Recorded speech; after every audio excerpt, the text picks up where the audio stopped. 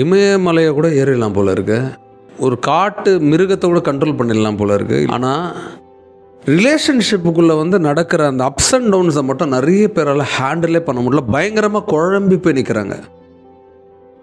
இப்போ என்னென்னா, ஒரு ஆண் பெண்ணு ஒன்றா இருக்கிறது சாதாரண விஷயமானு கேட்டிங்கன்னா பயங்கரமான டிஃபிகல்ட்டான விஷயம். ஏன்னா யாருமே இன்றைக்கி இருக்கிற காலத்தில் விட்டு கொடுக்க தயாராக இருக்கல. நானும் ஜெயிக்கணும், நீயும் ஜெயிக்கணும். 2 பேருமே ஜெயிக்க முடியுமா? வண்டியோட சக்கரங்கள் 2 மட்டும் வேண்டும், அதில் 1 சிறிது என்றால் எந்த வண்டி ஓடும்? கண்ணதாசனோட வரி என்ன சொல்கிறாங்க, 2 டயர் ஒன்றா இருக்கணுமா ஒரு வண்டி ஓட்டணும்னா. சரி, 2 டயர் ஒன்றா இருந்தால் ஒரு வண்டி ஓடும், ரைட்டு. நான் என்ன சொல்கிறேன், அதே வண்டி மலை மேலே ஏறணும், இல்லை ஒரு கல் மாட்டிக்கிச்சு ஏறணும் அப்படின்னா 2மே ஒன்றா ஏறுமா? ஒரு கல் மேலே ஏறுமா? அப்போது ஒரு டயர் மேலே ஏறுமோ, இன்னொரு டயர் கீழே தான் இருந்தாகணும். அப்படி பேலன்ஸ் பண்ணால் தான் அந்த வண்டி ஏற்ற முடியும். அப்போ லைஃப்பில் ஒருத்தர் மேலே இருக்கும்போது ஒருத்தர் கீழே இருந்து தான் ஆகணும். 2 பேருமே மேலே போகணும் அப்படின்னா அந்த குடும்பம் கீழே போயிடும். அம்மாவும் வேலைக்கு போகணும், அப்பாவும் வேலைக்கு போகணும், அந்த புள்ளையும் வேலைக்கு போகுமா? போகாது. அது எங்கே போவோம்? க்ரீச்சுக்கு போவோம், இல்லை ஹாஸ்டலுக்கு போகலாம், இல்லை ஹோமுக்கு போகணும். நான் யாரையும் தப்பாக சொல்ல.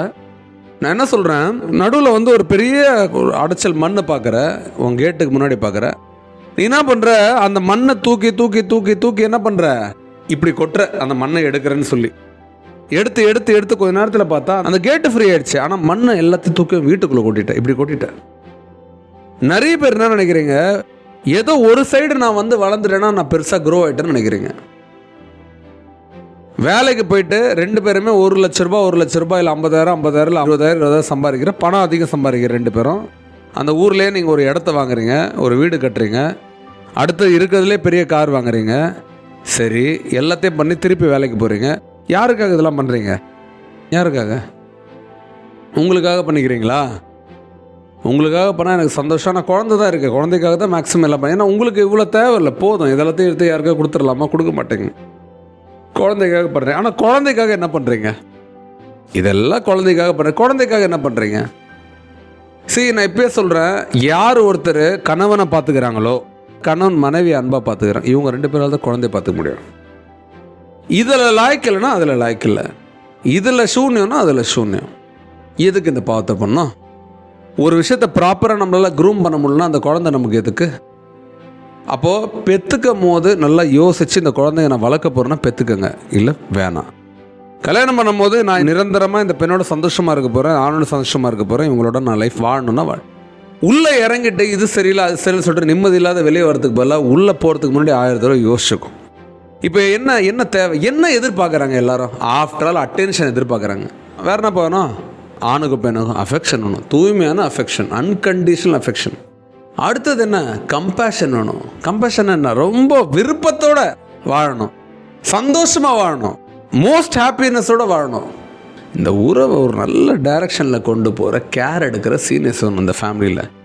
2 பேருமே ஒவ்வொருத்தருக்கும் ஒரு டைரக்ஷன் காட்டணும். லைஃப் இப்படி தான் நம்ம வாழ போகிறோன்றது காட்டணும், சந்தோஷமாக காட்டணும், ஹாப்பியாக வாழணும். இந்த ஆண் பெண்ணு ஒன்றா இருந்தாங்க அப்படின்னா வீடு ஒன்றா இருக்கும். வீடு ஒன்றா இருந்துச்சுன்னா நம்ம ஊர் ஒன்றா இருக்கும். இந்த ஊர் ஒன்றா இருந்துச்சுன்னா நம்ம நாட்டில் ஒரு அழகான ஒரு ஆர்டர் இருக்கும். நம்ம நாடு நல்லா இருந்துச்சுன்னா இந்த உலகமே நல்லா இருக்கும். ஒவ்வொரு மனிதனுக்குள்ளேயும் அமைதின்றது நிலச்சி நிற்கும். அந்த அமைதி இருக்குல்ல, இதுக்காக தான் மனுஷன் எல்லாத்தையும் செய்கிறான். அதை ஃபேமிலி ஒன்றா இருந்தாலும் அந்த அமைதி வந்துடும். கோடி ரூபாய் பணம் இருந்தாலும் சரி, பெரிய கார் இருந்தாலும் சரி, பெரிய பங்களா இருந்தாலும் சரி, பெரிய பிளேசர் சூட்டு போட்டு பெரிய பதவியில் இருந்தாலும் சரி, வீட்டுக்கு வரும்போது வாங்கன்னு சொல்கிறதுக்கு ஒரு உறவு இல்லைன்னா நீங்கள் எவ்வளோ பெரிய தலைவராக இருந்தாலும் அரசியல்வாதியாக இருந்தாலும் நிம்மதி இல்லாத மனிதனாக தானே வாழ்வீங்க. எண்டில் என்னதான் இந்த நாடு என்னோட உறவு, இந்த நாடு என்னோட சொந்தம், என்னோட நாடு என்னோட பந்தம் அப்படின்னு சொன்னாலும் தூய்மையான அன்பு கட்டுறதுக்கு ஒரு அம்மா இல்லைன்னா எப்படி? அந்த அம்மாவுக்கு அப்புறம் அந்த இடத்த எடுக்க போகிறது மனைவின்ற அந்த உறவு தானே. அந்த உறவுக்கு பணிஞ்சு போனால் என்ன தப்பு?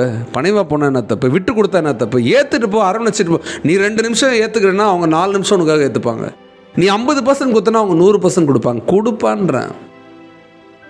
அதே மாதிரி நான் எப்பயே சொல்கிற, தப்பான பாதைக்குள்ளே போகாத மனிதர்கள் இல்லை. நீங்கள் தப்பான பாதைன்னா என்ன, அந்த மனைவியை விட்டுட்டு இன்னொரு மனைவி மேலே ஆசைப்படுறதோ இல்லை உறவு மேலே ஆசைப்படுறதோ நீங்கள் போகும்போது என்ன நடக்கும் அப்படின்னா, இந்த மனைவியே உங்களால் ஹேண்டில் பண்ண முடியலன்னா அந்த மனைவி உங்களால் நிச்சயமாக ஹேண்டில் பண்ண முடியாது.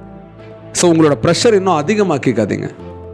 இது சரியில்லைன்னா இன்னொரு இடத்துக்கு போயிட வேணாம். இப்போ இந்த வேலை சரியில்லைன்னா இன்னொரு வேலை நம்ம ஜாயின் பண்ணுறோம். இந்த வேலையோட அந்த வேலை ரொம்ப கொடுமையாக இருக்கும். இங்கே யாரோ ஒருத்தர் பேசிட்டா நாங்கள் போவாங்க, 4 பேர் அங்கே பேசுவோம், என்ன பண்ணுவேன்? சரி, ஃபஸ்ட்டு சிச்சுவேஷனை ஹேண்டில் பண்ண நீ இங்கே கற்றுக்கிட்டேன்னா அடுத்த வரப்போகிற எல்லா சிச்சுவேஷனும் உன்னால் ஹேண்டில் பண்ண முடியும் இன்னும் பெட்டராக. Agree with me? I'm sure will do that. வாழ்க்கையில் அடுத்த நிலைக்கு நீ போகணும் அப்படின்னா முதல்ல உன்னோட வீட்டில் இருக்கிற உன்னோட துணைவியை, உன் மனைவியை, அந்த அம்மாவை நீ சந்தோஷமாக வச்சிரு. உன் வாழ்க்கையே சந்தோஷமாக இருக்கும். நான் தெளிவாக சொல்லணும் அப்படின்னா, சாமிலாம் கும்பிட்றதுலாம் அப்புறம், உன்னை நம்பி வந்த உன் மனைவிக்கு நீ அன்பு காட்டி அந்த அம்மாவை நல்லா கேர் எடுத்து பார்த்துக்கோ. அவங்களுக்கு என்ன தேவையோ செய். நிச்சயமாக வாழ்க்கையில் நீ நல்லா இருப்ப. அண்ட் அதே மாதிரி நான் இப்போயே சொல்கிறேன், எவன் ஒருத்தன் பெண்கள் மேலே வெறும் ஆசையை மட்டும் வளர்க்குறானோ, அது எந்த பெண்ணாலும் இருக்கலாம், அந்த பெண்ணை அவனால் உண்மையான நேசிக்க முடியாது. எந்த பெண்ணு மேலே கருணையை காட்டுறானோ அந்த மனிதனால் மட்டும்தான் அந்த பெண்ணுக்கு உண்மையாகவும் நேர்மையாகவும் இருக்க முடியும், அன்பாக இருக்க முடியும். நன்றி.